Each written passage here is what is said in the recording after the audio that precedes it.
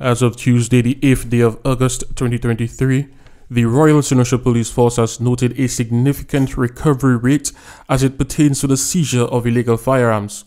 61 firearms have been recovered, which includes 44 pistols, 3 assault rifles, 2 revolvers, and 4 shotguns. 8 of the firearms recovered fell into the non-lethal category, which includes but are not limited to flare guns, air rifles, and imitation firearms. The Royal Senegal Police Force has also seized 566 rounds of ammunition.